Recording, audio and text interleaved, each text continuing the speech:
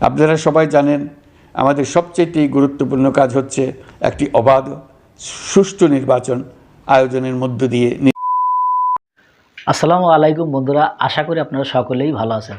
তো আজকে যে বিষয়টা নিয়ে আপনাদের মাঝে হাজির হই সেটি হচ্ছে, আপনারা সকলেই জানেন যে ডক্টর ইউনূস তিনি জাতির উদ্দেশ্যে ভাষণ দিয়েছেন যে 100 দিনে এই সরকার কি কি কাজ করলো।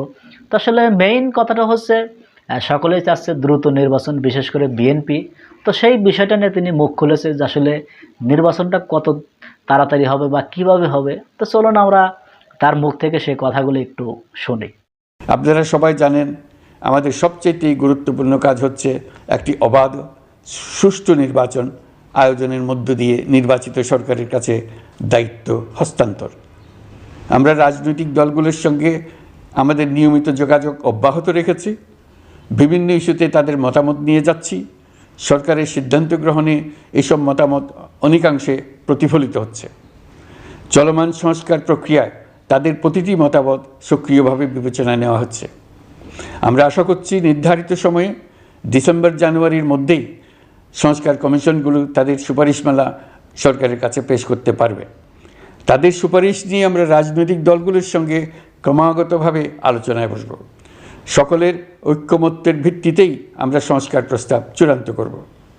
নির্বাচন কবে হবে এই প্রশ্ন আপনাদের সবার মনেই আছে, আমাদের মনেও সারাক্ষণ আছে। আপনারা লক্ষ্য করেছেন নির্বাচন আয়োজনের লক্ষ্যে আমরা প্রয়োজনীয় পদক্ষেপ নিতে শুরু করেছি। কয়েকদিনের মধ্যে নির্বাচন কমিশন গঠন হয়ে যাবে। তারপর থেকে নির্বাচন আয়োজন করার সমস্ত দায়িত্ব তাদের উপর বর্তাবে। নির্বাচন কমিশন ভোটার তালিকা হালনাগাদ সহ আরও কিছু কাজ শুরু করে দিতে পারবে, যা একটা অবাধ নির্বাচনের সাথে সরাসরি সম্পৃক্ত। প্রথমবারের মতো প্রবাসী বাংলাদেশিরা পোস্টাল ব্যালটের মাধ্যমে যাতে তাদের ভোটাধিকার প্রয়োগ করতে পারে সে লক্ষ্যেও সরকার কাজ করছে। তবে আমরা মনে করি না যে একটা নির্বাচন কমিশন গঠন করে দিলেই নির্বাচন আয়োজনে আমাদের দায়িত্ব শেষ।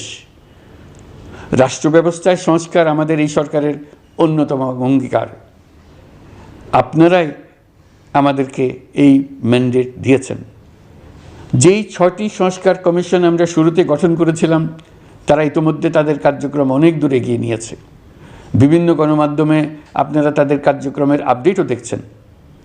কয়েকটি সংস্কার কমিশন ডিজিটাল প্ল্যাটফর্ম গঠন করেছে। আমার অনুরোধ, আপনারা এই প্ল্যাটফর্মে উৎসাহ সহকারে আপনাদের মতামত জানাতে থাকুন। প্রথম 6টি সংস্কার কমিশনের মধ্যে একটি হলো নির্বাচন সংস্কার কমিশন। নির্বাচন অনুষ্ঠানের জন্য এই কমিশনের সুপারিশমালা অত্যন্ত জরুরি। তাদের প্ল্যাটফর্মে যান, আপনার মতামত খোলাখুলিভাবে তুলে ধরুন।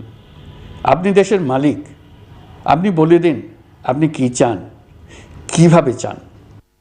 নির্বাচন নিয়ে আপনাদের সকল বক্তব্য বিনা দ্বিধায় বলতে থাকুন। আপনার মনের কথা তুলে ধরুন। আমার অনুরোধ, সংস্কারের কথাটাও একই সঙ্গে বলুন। সংস্কারকে পাশ কাটিয়ে যাবেন না। নির্বাচনের কথা বলার সঙ্গে নির্বাচন ও অন্যান্য ক্ষেত্রে সংস্কারের কথাটিও বলুন। সংস্কার হলো জাতির দীর্ঘমেয়াদী জীবনী শক্তি। সংস্কার জাতিকে, বিশেষ করে আমাদের তরুণ তরুণীদের নতুন পৃথিবী সৃষ্টির সুযোগ দেবে। জাতিকে বঞ্চিত করবেন না। নির্বাচন আয়োজনে যে সংস্কার কমিশনের সুপারিশমালায় রাজনৈতিক দলসমূহ এবং দেশের সকল মানুষের মতামত অপরিহার্য, সেই কমিশন হলো সংবিধান সংস্কার কমিশন। এই সুপারিশমালার যে অংশ সকলের কাছে গ্রহণযোগ্য হবে তার ভিত্তিতে নির্বাচনী আইন সংশোধন করতে হবে। সমান্তরালভাবে ভোটার তালিকাও হালনাগাদ করার প্রক্রিয়া চলতে থাকবে। আমি নিশ্চিত নই সংস্কার প্রস্তাব সমূহ বাস্তবায়নের সুযোগ আমরা কতটুকু পাব। তবে আমি আপনাদের কথা দিচ্ছি, আপনারা সুযোগ দিলে প্রয়োজনীয় কিছু অত্যাবশ্যকীয় সংস্কার কাজ শেষ করেই আমরা আপনাদের কাঙ্ক্ষিত নির্বাচন আয়োজন করব। ততদিন পর্যন্ত আমি আপনাদের ধৈর্য ধারণ করার অনুরোধ করব। আমরা চাইব আমরা যেন এমন একটি নির্বাচন ব্যবস্থা সৃষ্টি করতে পারি যা যুগ যুগ ধরে অনুসরণ করা যাবে। এর ফলে সাংবৎসরিক রাজনৈতিক সংকট থেকে আমাদের দেশ রক্ষা পাবে। এই জন্য প্রয়োজনীয় সময়টুকু আমি আপনাদের কাছ থেকে চেয়ে নিচ্ছি। নির্বাচনী সংস্কারের সিদ্ধান্ত হয়ে গেলে খুব দ্রুত আপনারা নির্বাচনের রোডম্যাপও পেয়ে যাবেন। অন্তর্বর্তী সরকার সৃষ্টি হয়েছে রাজনীতিকে নীতির কাঠামোয় আনার জন্য এবং রাজনীতির জন্য নতুন পরিবেশ সৃষ্টির নিবিড় আকাঙ্ক্ষা থেকে, এই আকাঙ্ক্ষা পূরণ করা থেকে জাতিকে বঞ্চিত করবেন না। নির্বাচনের ট্রেন যাত্রা শুরু করেছে, এটা আর থামবে না, কিন্তু যেতে যেতে আমাদের অনেকগুলো কাজ সেরে ফেলতে হবে।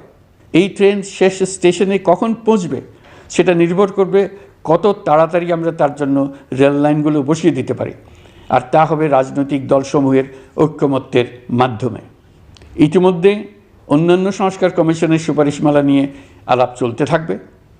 নির্বাচন ছাড়াও আরও গুরুত্বপূর্ণ সংস্কার করার ব্যাপারে ঐক্যমত গঠনের জন্য অতিরিক্ত সময় প্রয়োজন হতে পারে।